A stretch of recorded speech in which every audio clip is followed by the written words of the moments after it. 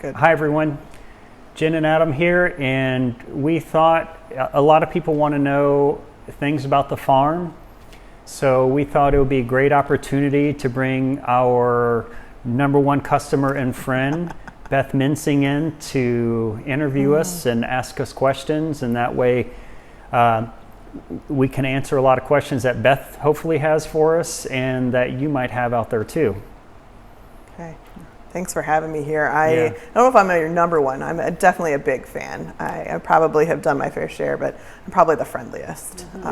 Definitely. Random conversations at farmers market every morning because if you've ever been to the downtown farmers market, you know that their stand is the most gorgeous and it just pulls you right in. So it's pretty easy to befriend the two of you. But I guess the first thing I want to know is a little bit about how did you get started? How did you decide to come here and start a flower farm?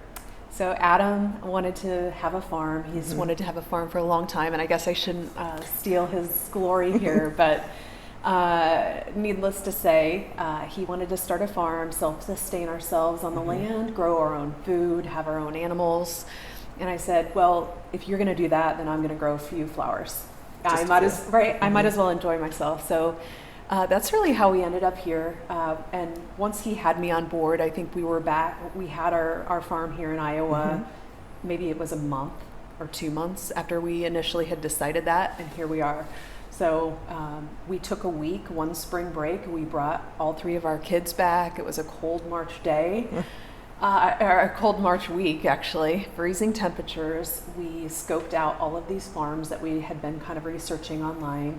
I'm from Winterset originally, here in Iowa, and Adam made me move back to my hometown. So He made you. so we went out with our realtor. We looked at a few places that we had checked out online. And we were really resistant to this actual farm that we actually ended up on. Why were you resistant about it? I think When we were looking online, I was actually working in Alaska at that time, so I was shopping online for properties, and there was a little farmette out, I guess, north of town. And from the pictures, it just looked as perfect as it could be. I mean, it looked, I just knew I was going to want this place. he was like pulling up topography maps and like everything, like scoping it from above, and he's like, it's perfect. And I saw this place, and the pictures online just weren't that pretty. And I thought the picture that they had of the front of the house just reminded me of like Monster House or something like that. So I was just not interested in looking at this property. And he could tell it was hilly, and he's like, how are we going to grow on the side of a hill? How is this going to work? But we went and looked at that other property, and it was erect. So there was a lot of things that the pictures didn't see. There was like there was a literal hole in the roof that would rain. That's why you into have the to dining visit the room. place in person. And the electrical was a rat's nest of wiring in the basement. Like it was. That was the house, but like every other aspect about that property was perfect. The land was flat. It was beautiful. They had beautiful outbuildings. It was perfect from all the other standpoints, right? It was just that house, and he was like, there's no way. But our realtor is like, okay, just come look at this house. Just come look at it. Actually, his exact words, I think you kids ought to come out and check this property out. Right? So he brought us out here, and we walked in and saw the staircase, like the original wood staircase. The house is 1928. And It's a gorgeous home. So It really is. It's beautiful. Oh yeah, I forgot we hosted you guys in your Team Beaver for Ragbri. So great. So kind of you. So you got the house, and you found a way to make the hills work. And I found a way to make that. Well, it turned out that I could garden on a hillside. Just gotta be smart about it. So we walked in. We saw the staircase. We're like, this is it. We started walking the property. I was carrying our 9-month-old baby Quinlan as we walked around the entire property. And I think when we went to the back, we were like, let's make this happen. Nice. Right? And how many total acres did you end up with? 20 acres. So there's 20 acres to the back tree line back there. Nice. And I admit, I'm the one who was a little resistant to move back to my own hometown. It's a really hard thing to move back to the place where you went to high school. And Anyway, we were like, we did know that Iowa was the place we wanted to be. We knew the soil was fertile here. I mean, every time we would come back and visit, he'd be like, look at that black, fertile soil. You can grow some things here. It was really one time. Oh, yeah. So yeah. Jen and I, we met in 2001, and we come back here for Christmas every year, and I'd see Iowa at Christmas. It's beautiful. It's beautiful at Christmas. No. Well, yeah. I think it is, Not but I've lived here my whole When life. there's snow on the ground, it's beautiful. Yeah. Yes, but this was like, I brought him back several times when it was like sub-zero temperatures and freezing cold for a boy who grew up in southern Louisiana. So I had He's never, like, no. I had never seen Iowa when it was beautiful. And 2010, we came for the Covered Bridge Festival. Okay. So we came in fall, and the weather was as perfect as it could absolutely be. Like it was 60 degrees. That's wonderful. The leaves were turning perfectly and like raining and glistening in the streets. And Well, you know, like fall in Iowa. Yes, fall in Iowa is magical. It is. yeah, indeed. and you know, harvest was happening. They were doing a lot of like fall tilling and planting for cover crops, and that's when I saw the amazing black soil. We were originally going to move back to Tennessee and buy a farm in Tennessee, but we came back here, and it's like, why don't we move back here? Actually, he says we were going to end up in Tennessee, which I was open to, but I was like, no, we need to go to the Pacific Northwest. We're going to buy a farm with existing, fruit trees, orchards, and, just move on in. But we were like, okay, this probably isn't ideal, and really, like, financially, it probably wasn't the best decision for us. From an affordability standpoint, it would have been really expensive. But my secret motive for moving here was to not have to drive somewhere at Christmas time to see family. So That's a good reason to move back to Iowa. You got it. Every holiday. we're just going to move to Iowa so we don't have to drive to 10, 15 Perfect hours excuse. for Christmas. Which actually happens. So now, like, when we go to take a vacation, it's not family related to go back and visit family. Like, when we take a vacation, we actually take a vacation because now we're here around family. Nice. We see them all the time, so now we can go other places. And it actually did work. And I have no regrets. I think this place is amazing. Iowa's awesome. It was hard to get used to. And even tell people now, like, oh, yeah, this is my hometown. This is where I went to high school. This is where I grew up. But I like it, actually, and I think it has additional meaning. And I know everybody here, so it's fun for me to get to be like, oh, yeah, that's, Susie Lou who went to high school with her, this and that. Or his big joke is that your cousin? Because I have a huge family here, so he feels like everybody we run into in one way or another, somehow we're related. Jen's related to everyone in town. That's fun. Yeah. Winterset is very lucky to have you here and have your farm here. And how did you come up with the name PepperHarrow? Oh boy, we get asked this question all the time. Beth. Oh, I'm sorry. Well, I just don't know the story behind it. Well, so. Adam's the one who came up with the name, so I'll let him kind of talk about it. I'll say from my perspective, I was trying to come up with all these cutesy names like Berry, Bramble, Hill, and very cutesy. Cutesy. Ugh. But Adam just one day came up to me. He's like, I know the name. It's going to be PepperHarrow, and I was like, yes, that's it.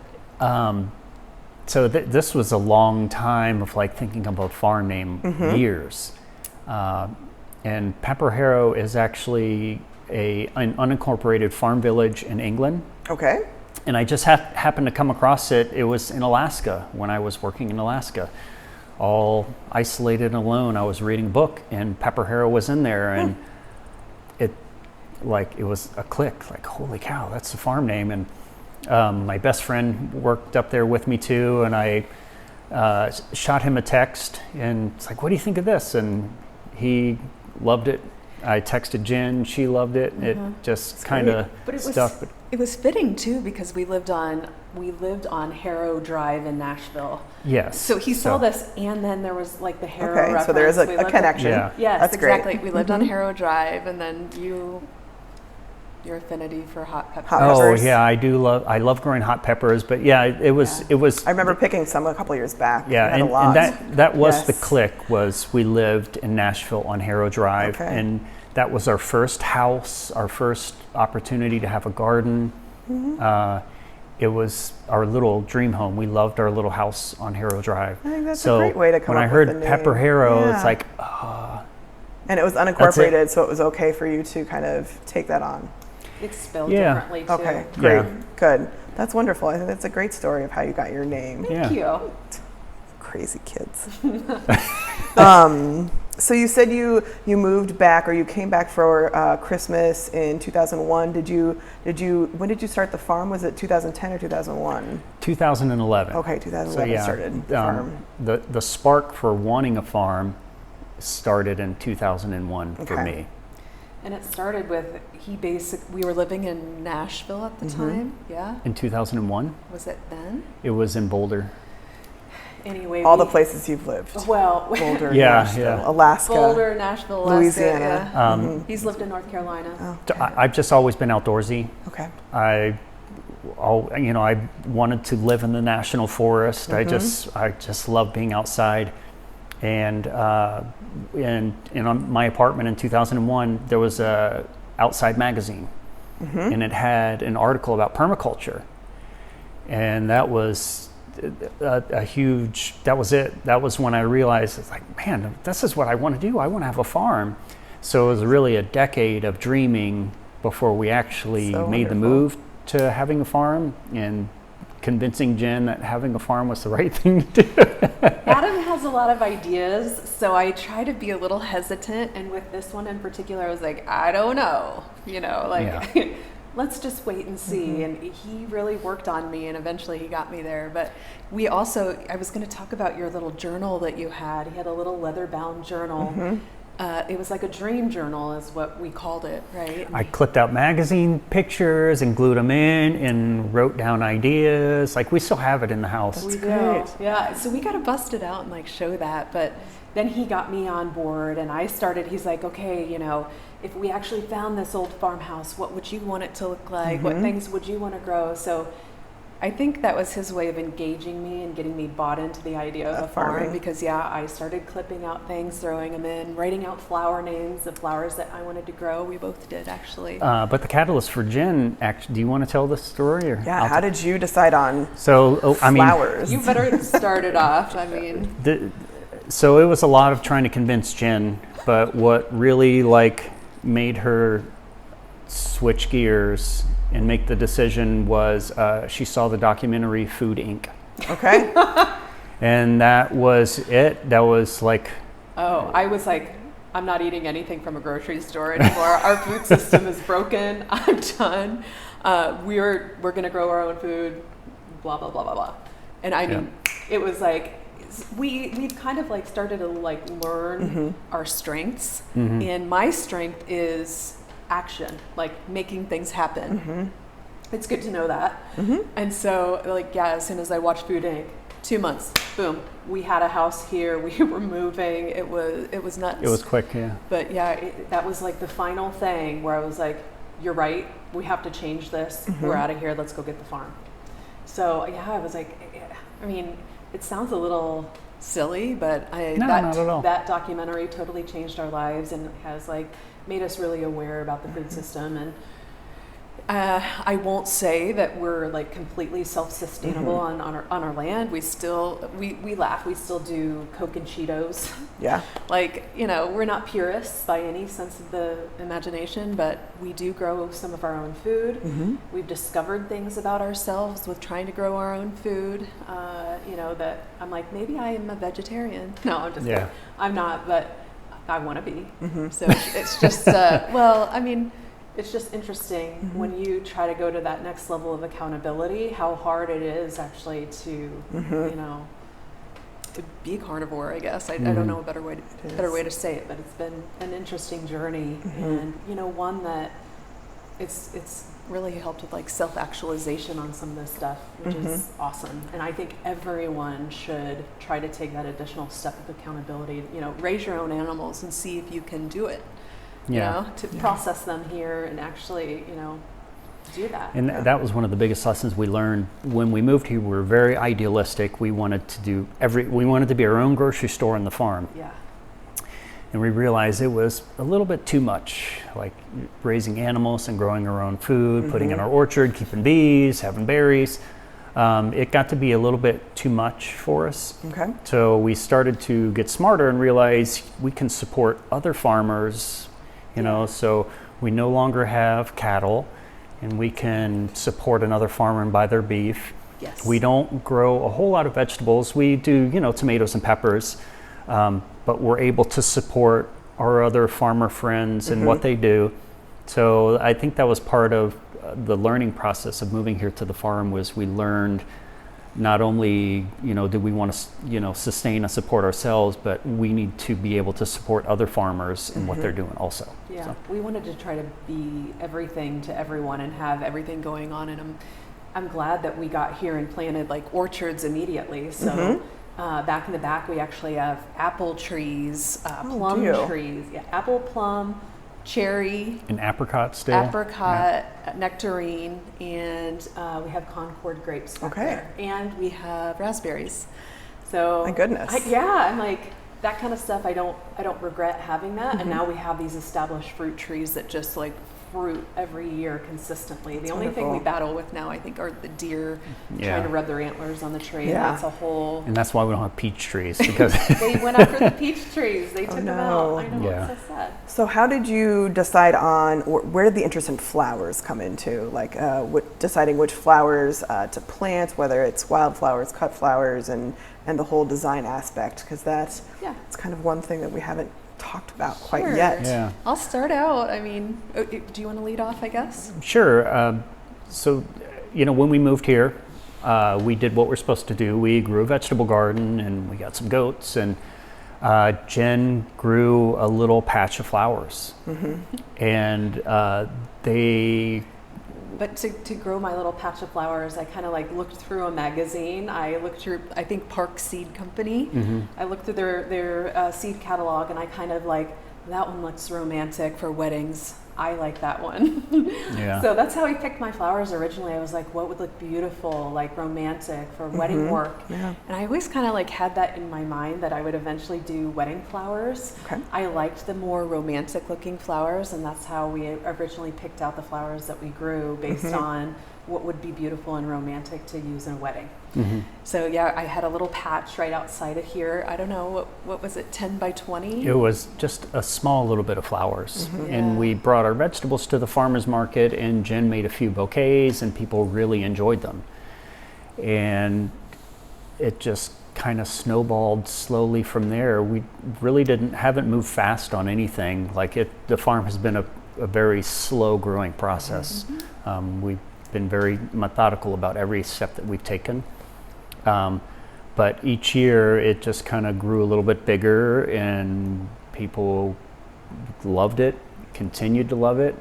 And eventually I think it was easy to kind of make the transition from selling vegetables and flowers to just kind of gradually moving towards flowers, because it was like, I mean, people would get excited about we were growing heirloom varieties of vegetables, bringing those to market, and people would get really excited about our tomatoes and some of the other veggies we grew, but they would get even more excited about our flowers. So it was like seeing how excited people would get and how wildly successful it was actually growing and selling flower bouquets. It was like, I think it was like a natural progression, getting more into flowers and kind of transitioning more out of the providing vegetables at farmers market. And we did see a gap in the market.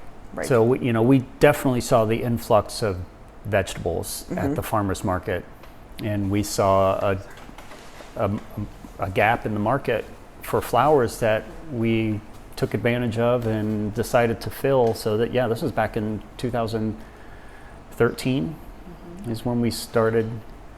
Well, you did flowers in 2012. I did. But 2013 and 14 is when we really saw the gap. It started to take off, and we saw a gap that we could fill. And we started just doing flowers here at the Winterset Farmers Market. Very tiny market. We live in a town of 5,000 people, which you know. So it was like starting out at like a county market level, kind of getting that, building up our base, seeing what we could do, how to do it, how to get, how to get flowers to market. That's a big thing. I mean, we started out by waking up at 4 a.m., cutting our flowers and making bouquets the same day before we would show up at market.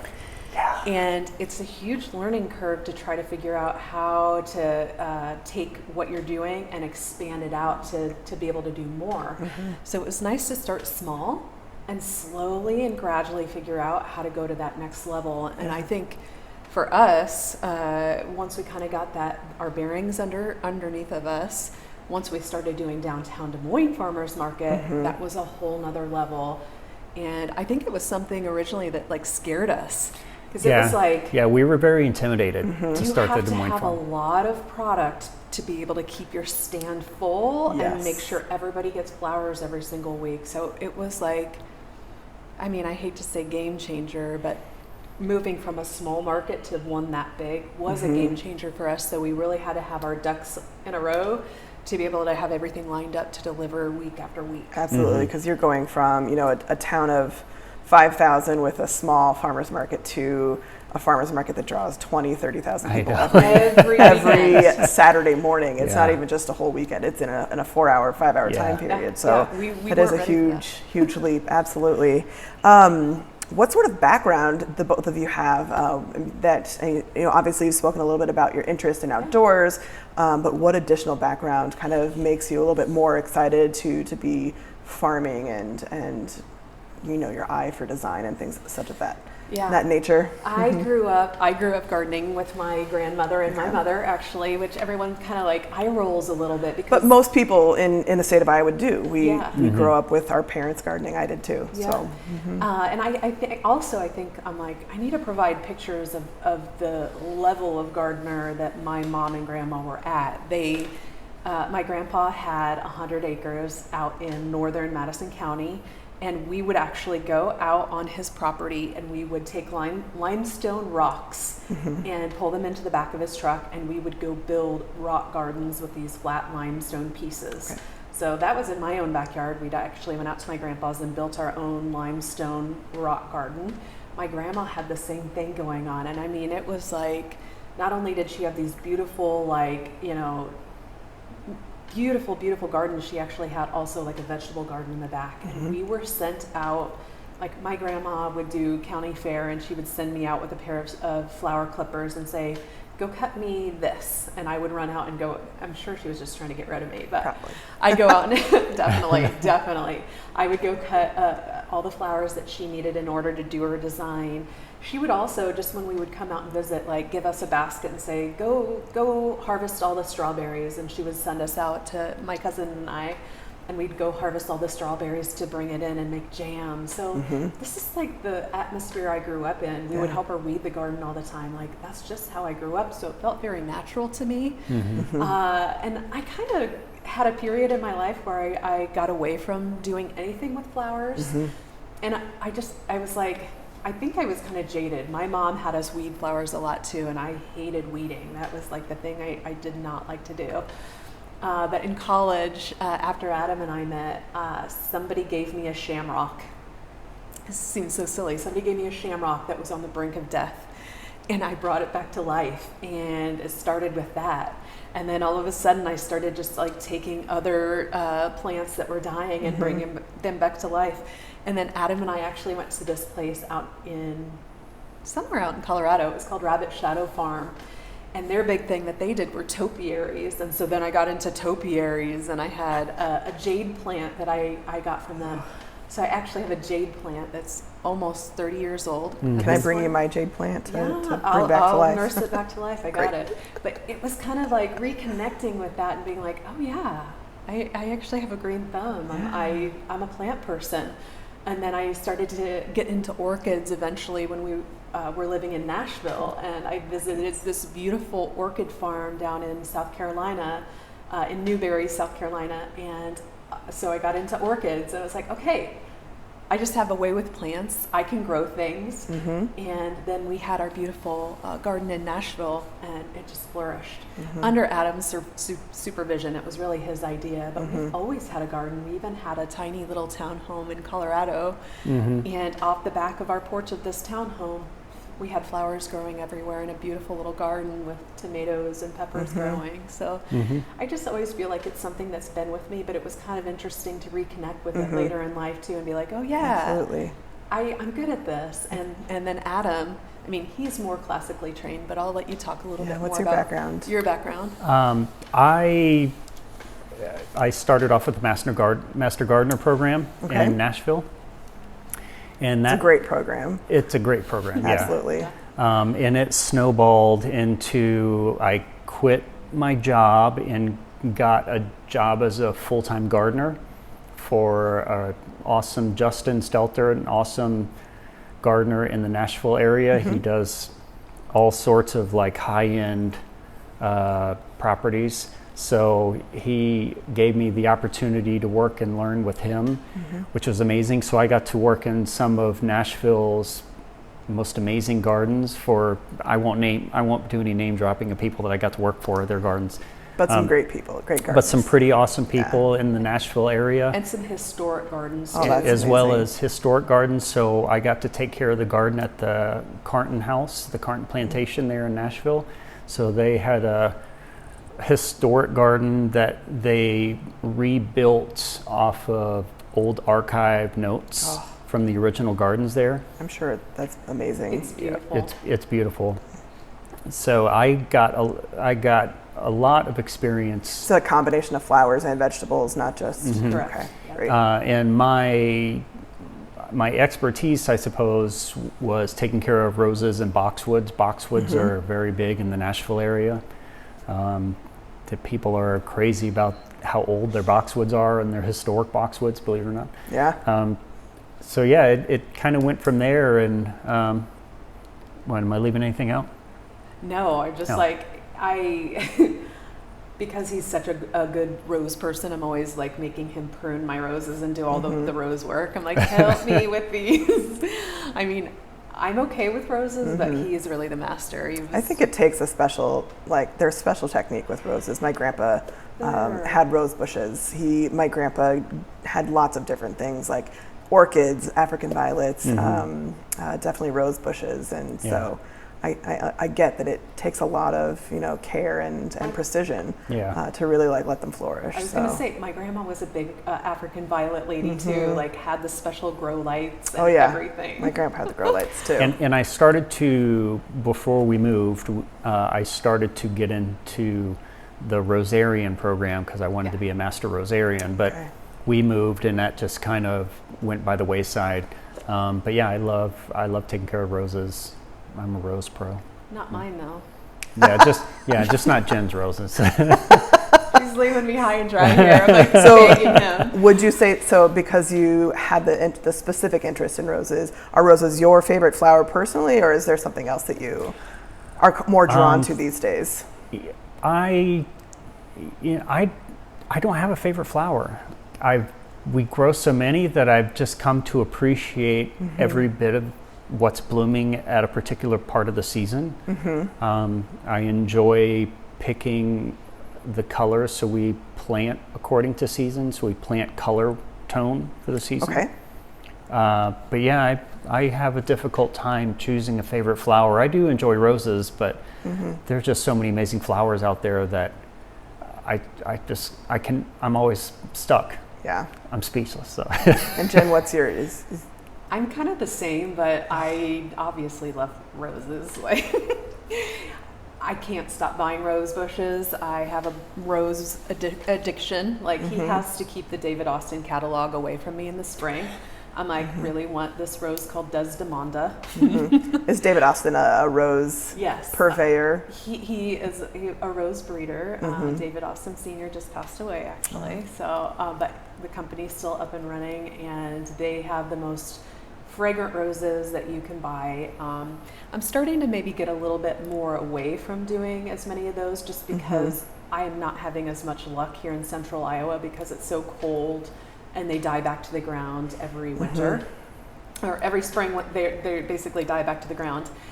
So there's a few others, I think, for Iowa that do a little bit better that I'm starting to investigate a little bit more. Everyone's always asking me, which ones do you buy? We're going to start sharing some of that with people that follow us so that people know what does actually really well here in Iowa, but we're doing some more trialing on some of those varieties. But I love roses so much. But I mean, it's Adam knows this, if I see a plant, I'm going to buy it. If I'm out, I'm going to buy the plant. Like, especially if it's on sale, like it's game over. Like 50% off, I'm in. I'm going to buy those plants. Absolutely. But I love roses. I love ranunculus, anemone. Yes. Tulips. I mean, maybe I'm more of like an early spring. I like more of those early spring bulbs and stuff, but it just makes me happy. Yeah. But I mean, like you just can't go wrong, and every flower is absolutely amazing. Yeah. They are. But yes, roses all the way. I love that your garden, that you've done it so it's kind of seasonal, of like what are the colors of the season and what are the kind of the feels. I just feel like that's a really beautiful way to approach it. So Thank you. That's great. I know you've mentioned your children. Do your children like to help on the farm? Do they kind of, when they're asked to, is it more of the chore, the responsibility?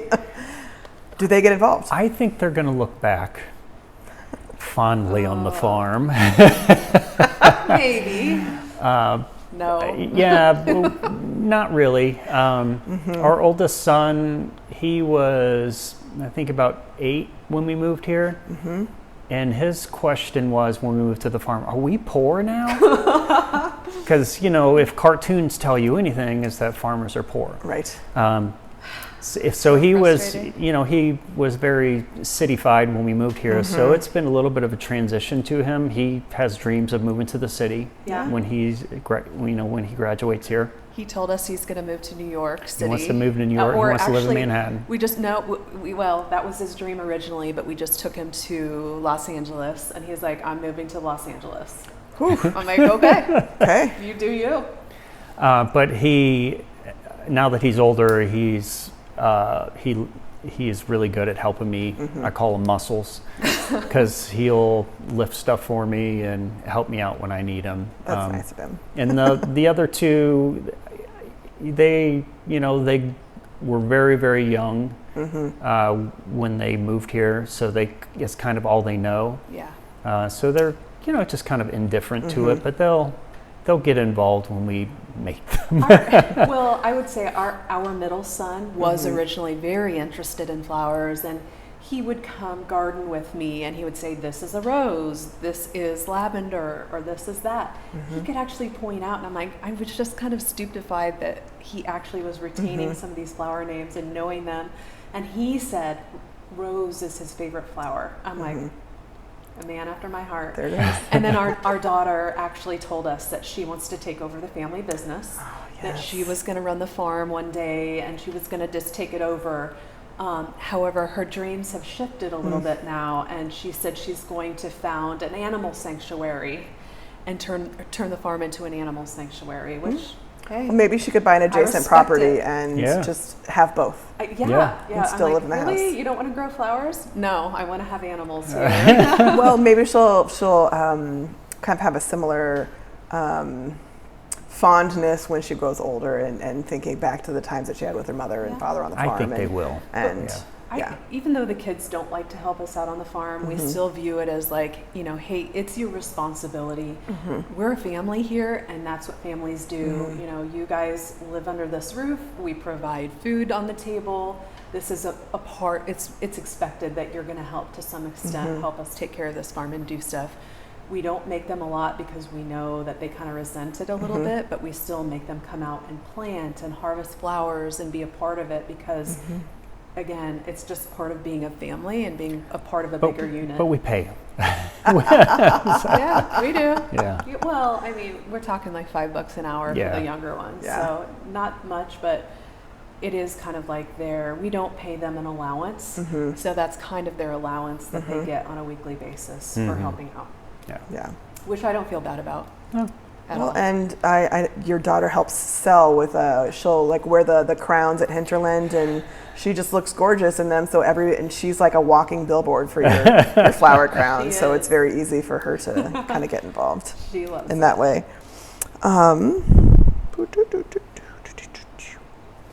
What are some of the easiest varieties that you've grown on the farm? So if someone's interested in maybe creating their own little wildflower or little flower plots, that they could maybe take a little bit of notes from you. Yeah. Sunflowers and zinnias are probably the two easiest flowers that a beginner gardener can get started on. Sunflowers are amazing because you just poke the seed in the ground and it's just going to pop up. Yeah, it's just going to pop up. They grow faster than the weeds. They're easy to identify. And zinnias are another really easy grower for people to get started with growing flowers, for sure. Especially if you are in a place that gets a lot of sun and heat. Oh, they love it so much. So especially if you get a lot of sun and heat like we do here in central Iowa, it's perfect. They're good for the state of Iowa. That's good. Oh yeah, That's good. Definitely. I don't have much of a green thumb, so that really helps me. Those are 2 things you can grow, Beth. What do you enjoy most about being here on the farm and having your farm? Well, I think where we are, the thing I enjoy most about the farm right now, where we are in our level of maturity, is walking around and being like, oh, everything looks so tidy and nice. It wasn't like that in the early days. We've kind of found like a good rhythm with our farm and a balance with the land, and even with us, with a routine of getting things in. So I like just walking around and being like, whoa. It looks absolutely amazing here, and I just kind of pinch myself occasionally like, is this real? Like it's like all of our dreaming and all of our hard work has like all come to fruition, and here it is, and it's amazing to see it. Yeah, so, now being here 10 years, my favorite thing is seeing what the things that we dreamed about in the beginning, like where the gardens are today. It was just unfathomable when we first moved here to have gardens out that far, and now we do. So it's really cool to walk out and see the things that we dreamed about in the beginning actually come to life. And so yeah. You know, my favorite thing too is the flower cottage. The flower cottage is gorgeous. I love that place. It's so cute. I just walk in there now, even now, and I'm like, I'm gonna live in here eventually. This is gonna be my little cabin. I think away from you guys. As an outsider, someone who comes to visit the farm, I mean, it is breathtaking. It's gorgeous to walk out here, and you pull up and park at the cottage, and you just kind of like, oh, you don't expect to see so many acres of plots of flowers, and it's gorgeous, and then the cottage is just kind of icing on the cake. How many acres have you farmed completely? Because I know you said you have 20. How many do you have flowers growing on right now? So we're up to 5 acres. Okay. Yep. So 5 acres of flowers, or 5 acres of cultivated land. And people have been asking us, are you going to expand beyond the 5 acres? You have 20. Why don't you just farm the whole 20? It'd be a lot of work. That's why. Exactly. We're maxed out. 5 acres is it for us for the most part, right? Yeah, we've grown as large as we probably want to grow. So now we're shifting as a business to how can we work smarter, not harder. Right. So yeah, what are some of those smarter things? Like, what else have you added to your business in this time that other folks can partake in? Well, our classes are a big part of it. Oh, your classes yeah. are fun. So and what we've discovered since we've been here on the farm is we really enjoy teaching. And we really enjoy inspiring people. People's inspiration inspire us. So it's like a symbiotic. Absolutely. The circle of inspiration. But yeah, teaching has been a big part of what we're doing here on the farm. You've taken a couple classes. I have. Yeah. I've taken just the same class, but I've taken it 3 times now. I think. Is it 3 times? Sure. The wreath making in the winter, which is absolutely wonderful. It's gorgeous space. We're actually sitting in your event space right now, and it's a beautiful barn with the shiplap you can see beside us, and it's just really cozy and feels really nice in here. So what, besides the wreath making class in the winter, what other classes are you providing? Yeah, so we're offering. Yep, we do floral design classes. We try to keep them pretty limited and small and intimate, because we want everyone to really feel like they're getting a one-on-one experience. We're going to add some classes this year, actually coming up. We have a teacher who's come in to teach watercolor class. I saw that. I saw a post about that. We basically give people flowers. We provide the flowers in the space, and then we have a teacher who has come in and taught people how to do their own watercolor. And Watercolor's hard. I thought it was hard too, but I sat down and tried it a little bit, and I was like, "Whoa, that actually looks like something!" Wow, I was surprised because Adam's he's more the artist. He paints and does. You can do watercolor and acrylic and all that. I've never painted before, so I didn't know if I would have a hand at it or not, but I was able to do it. So I'm like, okay, even though it's hard, it must be pretty forgiving, and it is. Like, it's just been amazing to see even beginner level people come in and be able to do an amazing watercolor. It's awesome. So I always end up with brown, so. Just everything's mixed together. Everything's mixed together. But we're going to add some classes with our lavender this year, which will be new. We haven't actually put them on the calendar yet, but yes, you can see our lavender harvest here from this morning. This beautiful. Is half a row of lavender. So much. Yeah. So do you want to talk more about the lavender classes? Sure. We don't have to yet. No, actually, well, yeah. Let's save that for later. That way it can be a surprise. Yeah, it's going to be a surprise, yeah. So beyond watercolor, floral design, any other events or classes, workshops that you're hosting for the public? Let's talk about, Adam built a YouTube channel for us this year, which is new. We're starting to share some of our flower growing information on YouTube with people.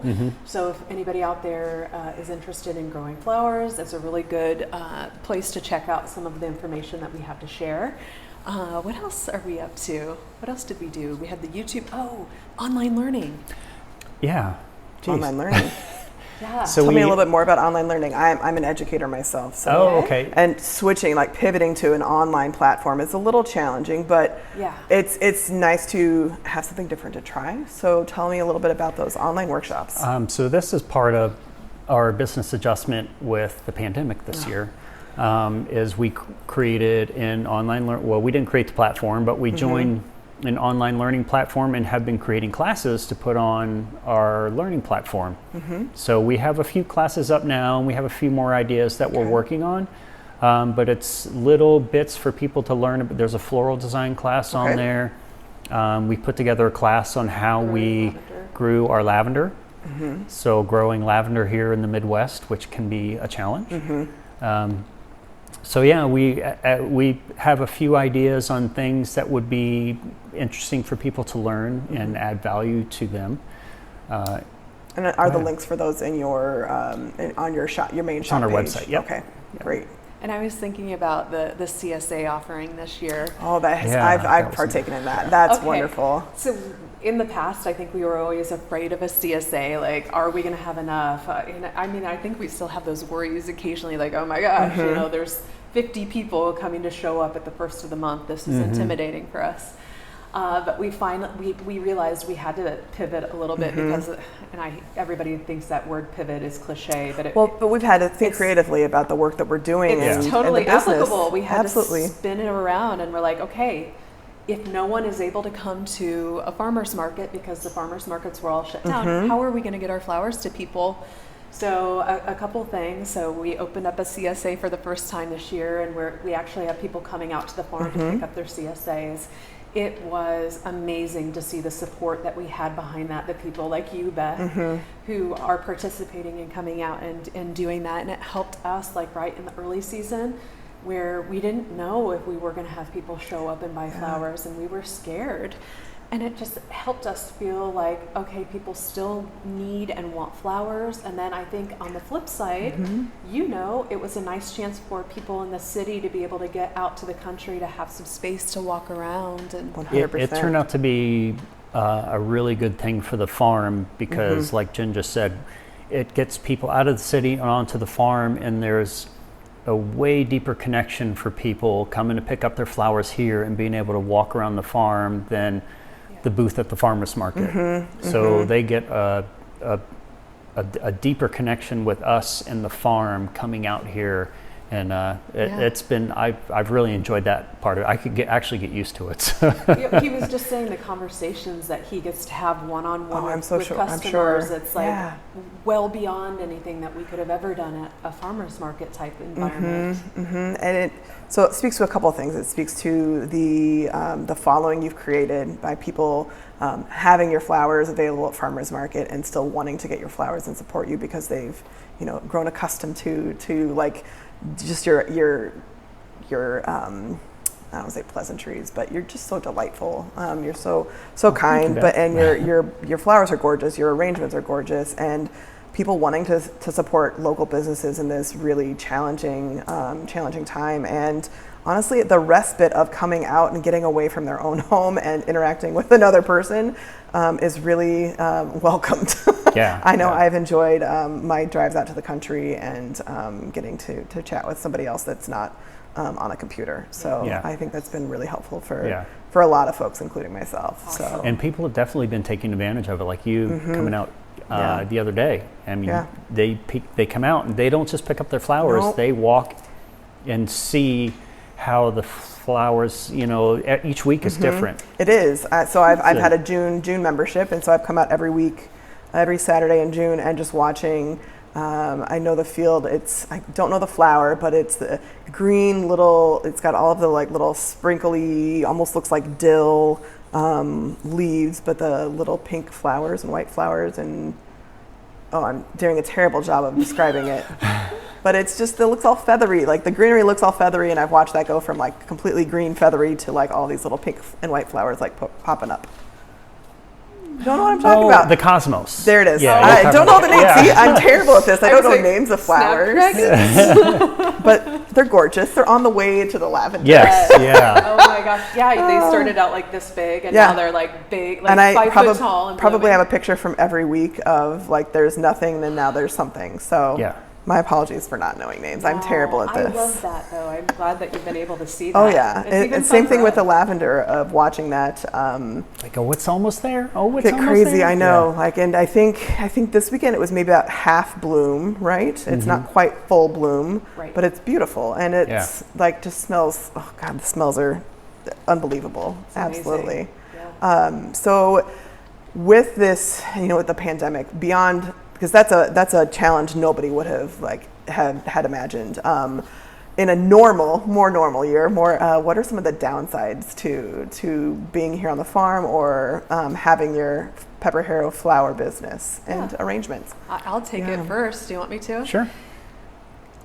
For me, it's getting older and still like the manual labor that's involved with running a flower farm, like, getting down on your hands and knees and planting and weeding and doing all of this physical activity, and in the same token, I say that, but it's actually a good thing for your body to you should challenge yourself. You should remain active. You should be doing some of these things, but because we're getting older, I'm like, oh, that's getting really hard.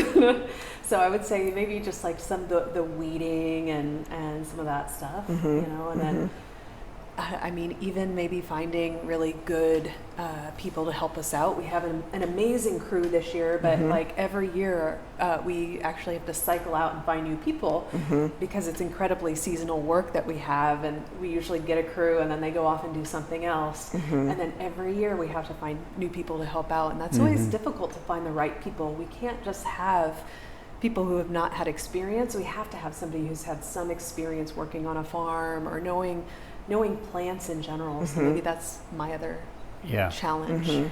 And I would just piggyback off of Jen. I would say the level of work. So just entrepreneurship and owning a small business, it can occupy so much of your time. So finding that work-life balance, especially when you live at your work. So we're not talking about the farm at 11 o'clock at night, laying in bed. That has been probably the biggest challenge, is creating a balance with how large. So, like I'm saying, the 5 acres is as big as we want to go, and it's an immense amount of work. So finding that balance with life and making sure that we're still able to go take off with the kids and go somewhere. I think that's the biggest challenge for me personally. So then what do you see the future of PepperHarrow Farms being? Where do you want to see this go when we, moving forward, beyond this summer? Because we know that this is a particularly challenging year, but where would you like to see your business grow and thrive? I can answer that. I want to, where we're going to continue to take more of an educational role. Like Jen said, we're very young. We're I'll say it. I'm in my 40s. I won't say how old you are, but I'm in my mid-40s. I'm in my 30s. But we're still very young, but it doesn't feel the same as when we were 35 or when I was 35 and started the farm. And we want to do something with what we've learned with this decade of experience. So it just makes sense to go into more of an educational role. And I really enjoy the media part of it. So I love making the videos for YouTube. It's an opportunity for me to create digitally. So you'll see a lot more of that happening with us. A lot of teaching and a lot of. I'll brag on you and your editing skills. He was like a born video editor. I'm like, how? He just pick it up. He learned it. He learned it, and it's like just doing stellar work. So kudos to you, hon. You've done a really awesome job with that. And I think my fancy new gadget that you have is the drone. So we have this amazing drone that it does these amazing pans over the lavender field. I'm sure. It is so cool. And I'm like just so happy that you were that in tune and invested in that early on, because it's fun to have those little gadgets. Yeah. But definitely creating content. I just enjoy it. It's the direction I want to go. How we'll necessarily make a living off of that, we'll find out. But we just enjoy creating. So we're looking for opportunities to create and continue to inspire people, and we want to grow our learning and inspiration desires to a larger audience. So, we internationally we'd love to inspire the world. So, any way we can point ourselves in that direction, we're going to be heading there. Yeah, Love it. Anything for you? No, I mean, I like Adam. I like teaching. He likes more of the wider reach. I still like to get people out here and do one-on-one. That's kind of my thing. I like to be able to connect with people, but I think those two together, it's going to be a powerful force. Being able to have a wider reach, and then also more of a small, intimate too. Yeah, that'll never go away. We love having people out to the farm. We love having our classes. And we have a good time. I love to do my entertaining thing. So the farm to table concept that we've been doing out here, that's kind of like something more that I was interested in. I just, I think I got that from my grandmother. She always liked to entertain, where you see me like talking about my crystal glasses and my china that came from her. She always had like these fancy tastes. And so now like all that stuff isn't actually expensive, but it's still kind of like fun to bring those fancier items more to like a country setting and have that contrast of like a country setting with the finer things. I love setting a table. I love blinging it out with flowers. I love the huge floral installations.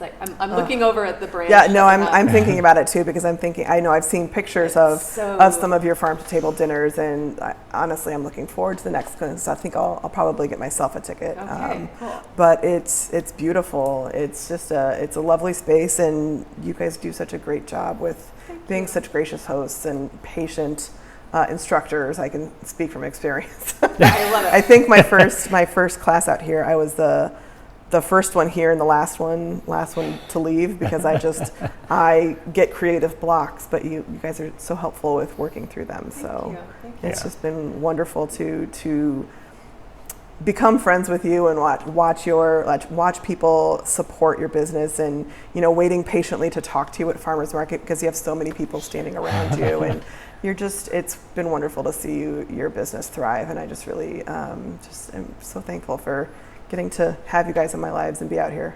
So we really love knowing you, Beth. It's amazing to have you as a friend. We couldn't think of anybody else who would want to do something like this. So thank you. I'm so honored. I love it. Well, that's it. I don't have any more questions for you, so I just wish you all the best of the luck with your business this year. So thank you thanks, so Beth. much. Yeah, thanks for coming out.